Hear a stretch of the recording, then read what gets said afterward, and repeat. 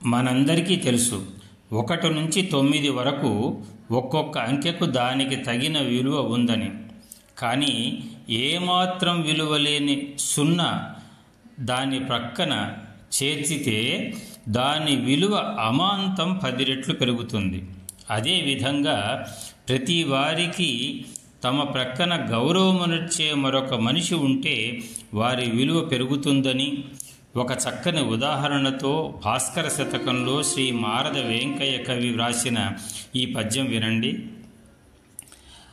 ఆరయనెంతనే రూపరియై చెరించిన వాని దాపునన్ గౌరవమొప్పకూర్చు ఉపకారి మనుష్యుడు లేక మేలు చేకూరదు అదెట్లు హతుగడ కూడునె చూడ 16 వన్నెల బంగారములోననైన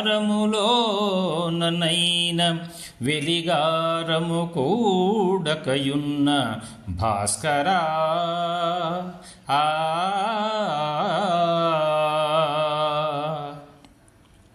భాస్కర,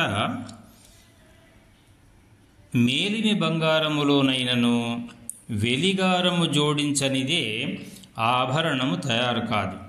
అంటే అనుభవమునకు రాదు, పరిపూర్ణత రాదు.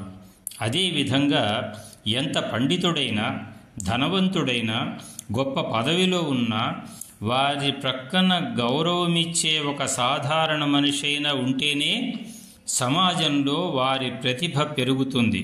అంటే మానవుడు ఇతర ప్రాణుల మరియు తోటి మానవుల సహకారం వల్లనే నాణ్యమైన జీవనాన్ని సాగించగలడు.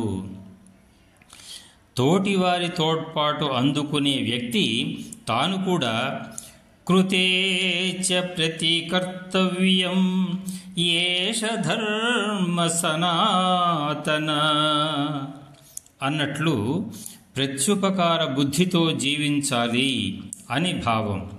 ఎంత పెద్ద నాయకుడైనా తనకు ఓటు వేసే సామాన్యుడు కూడా అవసరమే కదా. శుభం.